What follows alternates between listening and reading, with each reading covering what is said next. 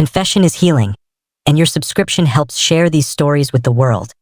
One tear, one truth at a time. I always thought it was the creaking floors and flickering lights, but the real horror was buried beneath the walls. The story begins on a rainy night, just as I received a call that would drag me back to the house I swore I'd never return to. It was raining the night the past came knocking. I was sitting in my apartment in Pune, sipping masala chai and watching the monsoon pour down my balcony railing when my phone rang. A US number flashing across the screen. Strange, considering I hadn't spoken to anyone back in Connecticut in years. "Hello?" I said cautiously. "Anika?" The voice cracked with age and trembled with tension. "It's Aunt Mira." I hadn't heard from her since I left America for college in India at 19, almost a decade ago now. Memories of my childhood home, the looming Victorian in Norwich, Connecticut, came rushing back like a cold wind through a broken window. I hadn't set foot there since the night I nearly died. I need you to come back," she said. "It's about the house." My stomach turned. Just the mention of the house was enough to bring on the dreams again. Hallways that grew longer the faster I ran, whispers behind the walls, the pale girl in the attic mirror. "What happened?" I asked, already regretting it. "It's your mother," Aunt Mira whispered. "She's been gone for 8 years. And yet, things are moving again. Doors slamming. Voices. The basement. It's not sealed anymore." I dropped the cup. It shattered, chai spilling like blood across the white tile. That house had swallowed pieces of me. My joy, my trust, and almost my life. But it also held the answers. My mother's breakdown. My father's silence. My own nightmares. And if something truly sinister was resurfacing, I had to face it. I booked a flight the same night. Delhi to JFK, then a Greyhound bus to Connecticut. The moment I stepped off that bus and saw the house again, its blackened windows like blind eyes, ivy crawling up the sides like veins, I knew. The house had been waiting for me. The door creaked open before I even touched the knob. "You felt that?" Aunt Mira asked, eyes wide. I nodded. The house remembered me. The inside hadn't changed. The same wooden banister I used to slide down. The same crooked chandelier hanging like a noose in the foyer. The scent of sandalwood and damp earth still lingered. But there was something new. A heaviness, like the air itself was swollen with secrets. That night, I took the guest room. My old bedroom, the one upstairs near the attic, was still locked. I hadn't been in there since my mother's final breakdown, since I found her screaming at the walls, clawing at her own face, yelling that she's behind it all. Sleep didn't come. Every time I closed my eyes, I saw her face, pale, wild-eyed. Hollow. At 3:17 a.m. I heard it. A child's laugh, soft, giggly, coming from the attic. I sat bolt upright. Aunt Mira's room was down the hall. No one else was in the house. Unless I tiptoed into the hallway. The wooden floors creaked under my feet, same as they did when I was 10, sneaking cookies from the kitchen. But this time the creaks seemed deliberate, like footsteps trailing behind me. I reached the attic door. Locked. But I could hear breathing behind it. Shallow. Rapid. Not mine. I pressed my ear against the attic door. The breathing stopped. A thick silence wrapped around me, almost alive, and I could feel a cold draft sneaking through the edges of the doorframe. Impossible, considering there were no windows open. My fingers trembled as I turned the knob again, though I already knew it was still locked. Just then, a whisper brushed my ear. "Anika?" I jumped back so hard I slammed into the opposite wall. No one was there, but I knew that voice. I had heard it once before, when I was 12, coming from the same attic, when my mother locked herself in there for 3 days and refused to let anyone near her. I ran to the guest room, locked the door, and buried myself under the covers like a scared child. But sleep never came. The next morning, I confronted Aunt Mira. "Why didn't you tell me the attic was still active?" Her lips thinned. "Because I didn't want to scare you off. I hoped, foolishly, that it would leave you alone." "What is it, Mira?" She glanced around the kitchen like someone might be listening. "You need to see the attic for yourself." She handed me a rusted key from a chain around her neck. It was the same key I remembered from my childhood, the one my mother used to guard like it was more valuable than her own wedding ring. Later that afternoon, I stood again before the attic door. this time with the key in hand. As I slid it into the lock, a strange feeling washed over me. Half dread, half déjà vu. Click. The door groaned open. Dust spiraled into the sunlight as I stepped into the attic. Everything was just as I remembered. Old furniture draped in white cloths. A stack of baby clothes in a plastic bin. A porcelain doll missing one eye. And in the far corner, under a faded tapestry, stood the mirror. My childhood therapist once told me that memory plays tricks on us, especially traumatic ones. But this mirror was real. Tall, gold-framed, cracked in the center like a spiderweb. My mother always kept it covered. She claimed it was cursed. As I stepped toward it, the air grew colder. My breath came out in foggy puffs. Then I saw her. Not my reflection. Her daughter girl, about 8, long black hair, white eyes, dressed in a faded white frock. She stood inside the mirror, not on my side. And she was smiling. Not sweetly, but knowingly. Like she'd been waiting. I blinked, and she vanished. The temperature returned to normal. The mirror now reflected only me. Pale and shaking, I pulled the tapestry back over it and backed out of the attic. That night, Aunt Mira sat beside me in the living room with a trembling glass of whiskey in her hand. "Who is the girl?" I asked. She hesitated for a long time. Then she said, "Her name was Asha. She died in this house." I leaned forward. "You mean, she was murdered?" Aunt Mira nodded slowly. "It happened in the 1940s. The house belonged to a British doctor then. Cruel man. He had an Indian servant girl, only 10 years old. She was bright, innocent, until he started experimenting on her. She died in the basement." My stomach turned. "They buried the truth," she continued. "Burned the records. But your mother, she found something in the attic. An old photograph. A diary page. That's when the dreams began. The voices. The mirror. My mother hadn't been sick. She had been haunted. I couldn't breathe. The idea that a child's spirit had been trapped in our home. My home was too much. And somehow I had always known. I had felt her near me all those years ago, whispering through the vents, moving my dolls, appearing behind me in my nightmares. I wasn't crazy. None of us were. But if Asha was still here, she wasn't at peace. And I had to know why. The next morning, I returned to the attic. Alone. I brought gloves, a flashlight, and my old leather journal. Something told me the answers wouldn't be in the open. They'd be beneath, hidden. Like everything else in this cursed house. I stood in front of the mirror again. Just being near it made my heart race. This time I didn't see Asha, but I felt her. The attic seemed to pulse. The air heavier with every breath I took. I scanned the floorboards. Some looked slightly raised, as if swollen from moisture. I remembered the old loose plank near the corner. Back when I used to hide my childhood notes and candy wrappers in it, I pried it open. Dust rose in a cloud, making me cough. Beneath it, wrapped in a decaying silk scarf, was a bundle of yellowed papers. A faded photograph was on top. 3 people. A British man in a lab coat. A small Indian girl standing beside him, unsmiling. And a nurse or maid behind them, her face partially burned away by time. I turned the photo over. Scrawled in smudged pencil, Dr. W.R. Montgomery, Asha, Subject 12. July 7th, 1943. My hands shook. Subject 12. I unfolded the papers. They were fragments of a diary. Not my mother's. This writing was older, more formal, almost clinical. Subject continues to respond with extreme terror to light deprivation. Pulse erratic. Suspect ancestral sensitivity to fear-based stimuli. Further tests scheduled tomorrow. Note: auditory hallucinations may not be hallucinations. Subject speaks to mirror. Claims to see her mother. Containment is paramount.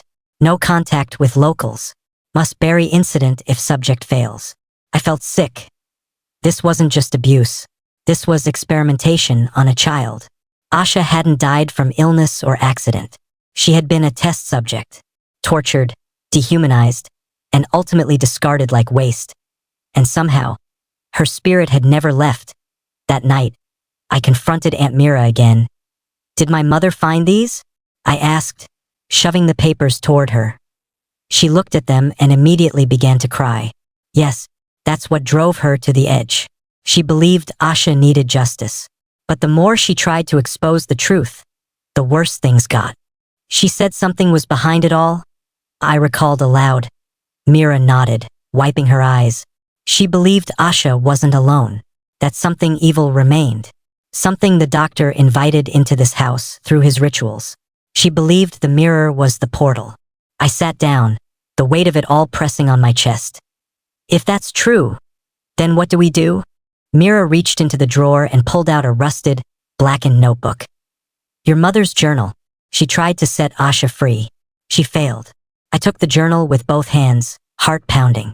Inside were pages of madness and meaning, sketches of the house, symbols, phrases in Hindi and Sanskrit, references to Durpandash mirror curses, common in certain ancient Indian folklore. And then, in the final pages, the mirror binds her, the floor bleeds her, but the truth is buried in the basement. If I disappear, go there. That's where he left her. That's where the curse began. The basement. I had avoided it for years. Even when I was a child, I refused to go near it. There was something about that place that felt wrong, rotten, almost like the air had teeth. But now I had to go back. Later that evening, I stood before the basement door. It hadn't been opened in nearly a decade. The lock had rusted shut, but with some effort, I broke it. The stairs groaned under my feet as I descended. The air was cold and stale, and the light from my flashlight flickered. It smelled like mildew. And something else. Metallic. Like old blood. As I reached the bottom step, my light fell on a crude circle carved into the floor. Inside it, bones. Small ones. A child's. I dropped to my knees. This was her. This was Asha. Then I heard a whisper. Not from the attic this time. Right behind me. Help me? I turned, and the flashlight died. Total darkness swallowed me whole. I couldn't even see my own hands. But I could hear her. The whisper wasn't angry. It was pleading, timid. Asha's voice trembled like it didn't belong to a ghost at all, but a scared little girl still trapped in time. Help me? He's still here. I fumbled in my pocket for the backup flashlight. It flickered once, then steadied, casting pale yellow light around the room. And that's when I saw him. A shadow. Tall, broad shoulders, standing at the far end of the basement, just behind the furnace. His outline was impossibly still, like a photograph. No face, just presence. Heavy, suffocating. And when I blinked, he was gone. But the chill stayed. I forced myself to breathe. Forced my shaking hands to open my mother's journal again. I flipped to the last marked page. A ritual, written in shaky handwriting, but clearly researched. It began with salt and turmeric lines. The invocation of Asha's name. A fire. A mirror facing her remains, and a final offering of truth. Something buried, something the house had kept hidden. I gathered what I could. Candle, lighter, salt, turmeric from the kitchen, and the photograph of Asha and Dr. Montgomery. That would be my offering. My truth. I returned to the basement and began drawing the circle as I sprinkled turmeric in a ring around the bones. A gust of wind blew through the basement, though there were no windows. The candle flame danced wildly. My flashlight flickered again. I held up the photograph. Asha, I whispered, you were never just a subject. You were a child. You mattered. And I'm so sorry no one saved you. The mirror, dragged down from the attic earlier by sheer adrenaline, stood propped against the furnace. Covered still. I removed the cloth. Instantly, the air dropped. My breath fogged again. I in the mirror. Asha appeared. She stood beside me, staring down at her own bones, her eyes wide, wet with tears. She wasn't smiling this time. She was afraid. Behind her in the mirror, the shadow emerged. Dr. Montgomery. His face was visible now, sharp, smirking. His hand gripped her shoulder tightly. I chanted the words from my mother's journal, phonetically, like a foreign prayer. Agni Dek, Satya Bol, Durpun Toad, Atma Chode. Let fire witness. Let truth be spoken. Break the mirror. Release the soul. The mirror began to hum, a low, vibrating sound that rattled my bones. Asha's image started to glow faintly. Her dress fluttered in a wind I couldn't feel. The shadow behind her roared. A deep, bone-shaking scream. Like 100 voices in agony. I grabbed the fireplace poker and, with everything in me, smashed the mirror. It shattered. The scream vanished, and so did Asha. The candle's flame calmed. The basement stilled. Then warmth. A moment of pure, inexplicable warmth wrapped around me like sunlight. I felt a small hand brush my cheek, almost like a thank you. And then she was gone. That night, I sat with Aunt Mira at the kitchen table. We drank chai, silent but full of unspoken peace. The house felt lighter, like it had finally exhaled. "I think she's free," I said quietly. Mira nodded. "And your mother?" I opened the final page of her journal. In faint pencil, almost as if added after she'd already left this world. "If Asha is freed, I will be too." I only stayed to finish what I started. I smiled through tears. Her too. The next morning, the mirror shards were gone. I hadn't moved them. Neither had Mira. Only a single item remained in the basement, a white ribbon. Old, delicate, probably once tied in Asha's hair. I placed it in a box marked Truth and buried it beside the house, beneath the old neem tree my mother had loved so much. The past didn't vanish, but it found rest. 2 weeks passed. I stayed in the house longer than I'd planned. Maybe because for the first time, it didn't feel like it wanted me gone. The walls no longer creaked with that eerie rhythm. The mirror was gone, yes, but so was the heaviness. Even the birds returned to perch on the windowsill. It was strange, how silence could shift from terrifying to peaceful. I spent those days packing up my mother's belongings, sorting through her journals, photos, letters she wrote but never mailed. In one, addressed to me, she said, "If you ever find the truth, don't run from it. Face it, because silence is how evil survives. And you, my child, were never meant to live in shadows." I cried reading that, not the loud sobs of a frightened child, but the tears of someone finally understanding why childhood wasn't haunted just by spirits, but by secrets. Generational ones, colonial ones, and ones that sat in plain sight while everyone turned away. I thought a lot about Asha, who she could have been, what she might have become. I never knew her, and yet her pain shaped my entire life. I wrote about her every day. And then, I told the world. I published an article titled, "The Girl in the Mirror," a forgotten victim of colonial experiments in India. I shared the diary fragments, the photos, even my family's confessions. I left out the supernatural elements, of course. People wouldn't believe that part. But I kept her name. Asha.it went viral within a week. Indian and American readers alike were stunned, shocked, angry. Historians reached out to me. So did journalists. One Indian professor specializing in British colonial medicine confirmed that secret medical trials on Indian children had indeed taken place during the 1940s, especially under private initiatives funded by foreign entities. Many victims had no records, no graves, no voices, until now. Asha became their voice. And through her, so did my mother. Before I left the house for good, I had one last thing to do. I stood under the neem tree, the soil still fresh where I'd buried Asha's ribbon. I held a handful of marigolds, her favorite, my mother once said, and whispered a final goodbye. "Rest now, Asha," I said. "You were never forgotten. You were just waiting to be heard." And for the first time, the wind rustling through the leaves sounded less like whispers and more like a lullaby. I placed the flowers down and walked away. Head high, heart full, past no longer chasing me. It's been a year. I now speak at conferences, on colonial trauma, on family legacies, on the importance of truth. I've visited schools in both India and the US, sharing Asha's story as a symbol of how even forgotten voices can spark revolutions of healing. The house has been sold to a local nonprofit, which plans to turn it into a healing center for women and girls who've suffered abuse and neglect. There's even a small plaque on the old neem tree now. In memory of Asha, the girl who waited. May no child wait alone again. As for the nightmares, they're gone. And when I dream now, sometimes I see her. Not in a dusty mirror, but running barefoot in the sun, laughing, hair blowing in the breeze. A child finally at peace. But it's necessary. For healing. For justice. For letting go of ghosts. Both real and symbolic. If my story touched you, or if you've carried unspoken pain, let it out. Speak. Share. Confess. You don't have to be haunted forever. And if you believe stories like these deserve to be told, subscribe to Tears and Truth. Because in every confession, there's a key to healing. And in every tear, there's truth.